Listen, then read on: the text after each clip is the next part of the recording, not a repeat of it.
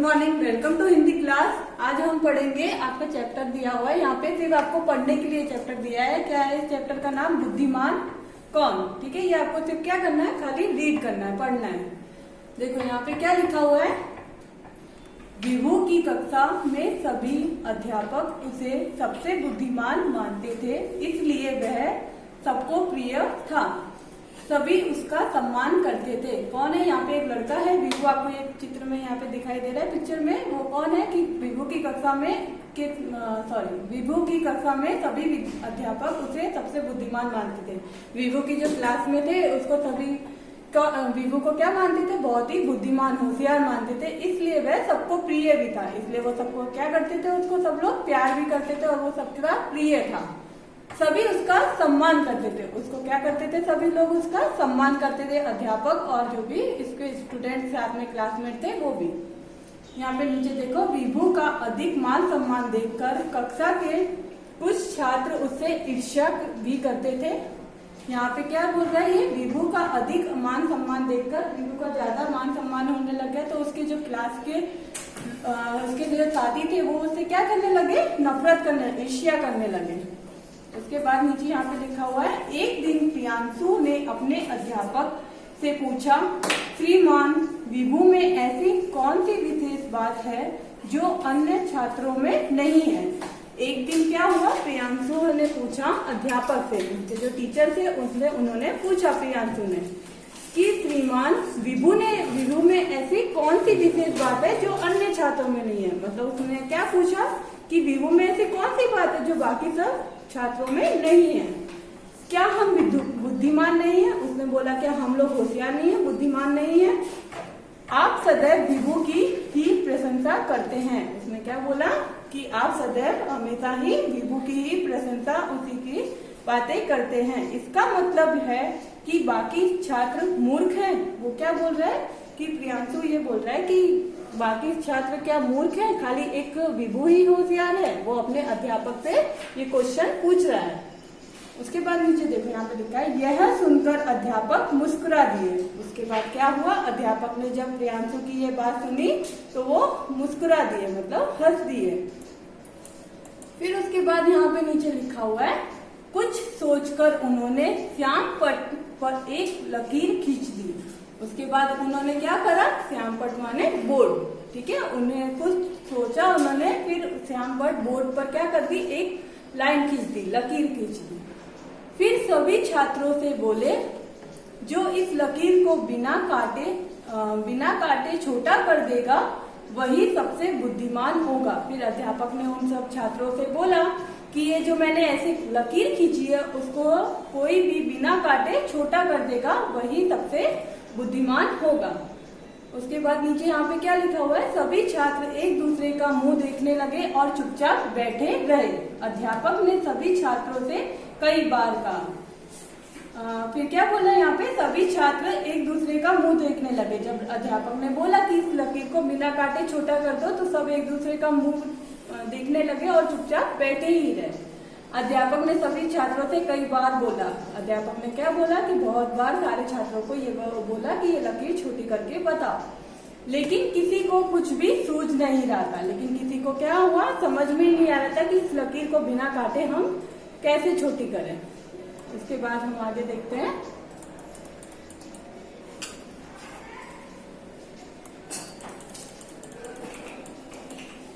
उसके बाद यहाँ पे लिखा हुआ है, अंत में अध्यापक ने विभू की ओर देखा। विभू उठा और उसने श्यामपट पर उस लकीर के बराबर में एक बड़ी लकीर खींच दी। अध्यापक ने छात्रों से कहा, देखो अब पहली लकीर बिना कहीं से काटे छोटी हो गई। अध्यापक विभू की सूझबूझ और बुद्धिमानी की प्रशंसा करने लगे। फिर बाद में अंत में लास्ट में क्या हुआ, अध्यापक ने विभू की ओर देखा। अध्यापक ने क्या करा, विभू की ओर देखा। विभू वहां अपनी जगह से उठकर आया और उसने श्यामपट पर उस लकीर के बराबर एक बड़ी लकीर खींच दी। उसने विभू ने क्या करा, ये देखो यहाँ पर उठकर आया और जो लकीर खींची थी अध्यापक ने, उसी के बराबर एक बड़ी लकीर वहां पे साइड में खींच दी। अध्यापक ने छात्रों से कहा, देखो अब पहली लकीर बिना कहीं से काटे छोटी हो गई। फिर अध्यापक ने क्या बोला देखो अब यहाँ पे आपको एक ये बड़ी लकीर दिख रही है और ये क्या है, छोटी लकीर। तो अध्यापक ने बोला देखो बिना काटे यहाँ पर ये लकीर छोटी हो गई। अध्यापक विभू की सूझबूझ और बुद्धिमानी की प्रशंसा करने लगे। अध्यापक क्या करने लगे, उसने जो सूझबूझ से जो बुद्धिमानी दिखाई उसकी प्रशंसा करने लगे। शिकायत करने वाले छात्र लज्जित हो गए। उस दिन के बाद उन्होंने अध्यापक से विभू की कभी भी शिकायत नहीं की। मतलब जब ये पता चल गया कि विभू बुद्धिमान और होशियार है, उसके बाद क्या हुआ, शिकायत करने वाले छात्र लज्जित हो गए। जो उसकी शिकायत करते थे विभू की, वो सब लज्जित हो गए। अभी मैं आपको इसका मीनिंग भी समझाती हूँ। उस दिन के बाद उन्होंने अध्यापक से विभू की कभी भी शिकायत नहीं करी। फिर उस दिन के बाद उन लोगों ने उसकी कभी भी विभू की शिकायत नहीं करी। यहाँ पे नीचे लिखा हुआ है बुद्धिमान व्यक्ति की सर्वत्र प्रशंसा होती है। मतलब यहाँ पे क्या लिया हुआ है, बुद्धिमान जो व्यक्ति होता है उसकी हमेशा ही प्रशंसा होती रहती है। मतलब बुद्धिमान जो भी होगा उसकी हमेशा लोग प्रशंसा करते रहेंगे। फिर देखो यहाँ पे उसके शब्द अर्थ दिए हुए हैं, वर्ड मीनिंग दिए हुए हैं। ठीक है, यहाँ पे देखो फर्स्ट लिखा हुआ है सम्मान। सम्मान मीन्स होता है इज्जत। ठीक है, इज्जत को क्या बोलते हैं, रिस्पेक्ट। RESPECT, ये क्या हुआ, रिस्पेक्ट। सम्मान मीन्स इज्जत। फिर ईर्ष्या। ईर्ष्या मीन्स क्या होती है, जलन, किसी से जलना। जैसे प्रियांशु जलते थे और उस विभू के सारे क्लास वाले भी उससे जलते थे। तो इसको क्या, JEALOUS, जेल। फिर उसके बाद क्या है, प्रशंसा। प्रशंसा का क्या होगा, बड़ाई। प्रशंसा मीन्स होता है किसी की बड़ाई करना। तो एडमायर, ADMIRE। ओके, फिर उसके बाद यहाँ पे क्या लिखा हुआ है, मूर्ख। मूर्ख का क्या होता है अर्थ, बेवकूफ। फूल, FOOL, फूल।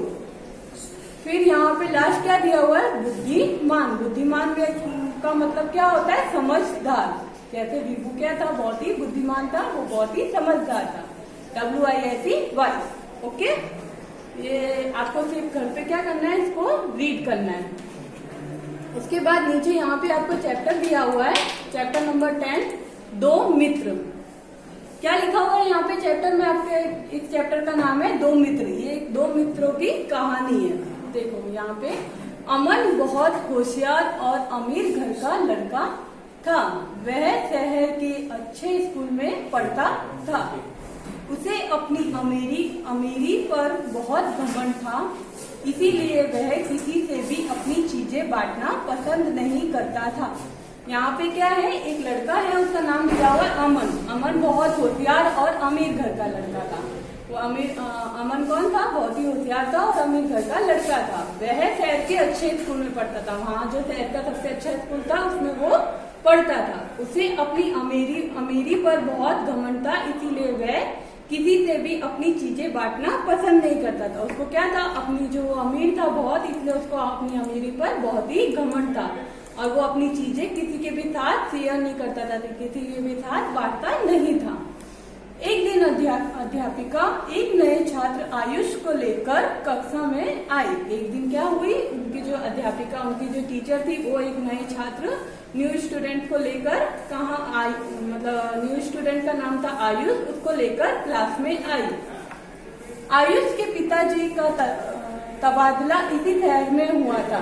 आयुष के जो पिताजी थे उसका उनका क्या था, तबादला में एक जगह से दूसरी जगह ट्रांसफर हो जाना। उनका क्या था, ट्रांसफर हो गया था, इसलिए वो यहाँ पर आए थे। इसी शहर में हुआ था। अध्यापिका अमन से उसकी मदद करने के लिए कहकर कक्षा में चली गई। अध्यापिका ने क्या बोला, अमन से बोला कि तुम इसकी मदद करना, और फिर वो अपनी क्लास में चली गई, दूसरी क्लास में चली गई। अमन ने आयुष को कक्षा में हुआ कार्य बताने से मना कर दिया। आयुष ने अध्यापिका से अमन की शिकायत नहीं की। उसने जल्दी ही अपने अच्छे व्यवहार से कक्षा के सभी छात्रों को अपना मित्र बना लिया। कक्षा के सभी छात्र आयुष की मदद करने लगे। कोई भी छात्र अमन से ज्यादा बात करना पसंद नहीं करता था। अमन ने आयुष को कक्षा में जो उसने कार्य, मतलब वर्क था, अध्यापिका टीचर उनको उन्होंने बोला था कि इसको बता देना, लेकिन उसने कोई भी कार्य बताने से मना कर दिया। आयुष ने अध्यापिका से अमन की शिकायत भी नहीं की। अमन ने कोई भी कार्य नहीं बताया था, फिर भी अमन की कोई भी शिकायत नहीं करी थी उसने अध्यापिका से। उसने जल्दी ही अपने अच्छे व्यवहार से कक्षा के सभी छात्रों को अपना मित्र बना लिया। उसने क्या करा, उसका व्यवहार बहुत अच्छा था आयुष का, इसीलिए उसने क्या करा, अपने व्यवहार से सभी छात्रों को अपना मित्र भी बना लिया था, फ्रेंड बना लिया था। कक्षा के सभी छात्र आयुष की मदद करने लगे। जो बाकी सब क्लास वाले थे उसकी आयुष की अच्छे से मित्र बन गए थे, तो उसकी मदद भी करने लगे। कोई भी छात्र अमन से ज्यादा बात करना पसंद नहीं करता था, कोई भी, क्योंकि अमन को क्या था, बहुत ही घमंड हो गया था, इसलिए कोई भी छात्र उससे बात करना पसंद नहीं करता था। फिर उसके बाद नीचे लिखा हुआ है, वार्षिक परीक्षा नजदीक थी, सभी बच्चे परीक्षा की तैयारी में लगे हुए थे। वार्षिक परीक्षा होने वाली थी, तो सभी बच्चे क्या कर रहे थे, तैयारी कर रहे थे।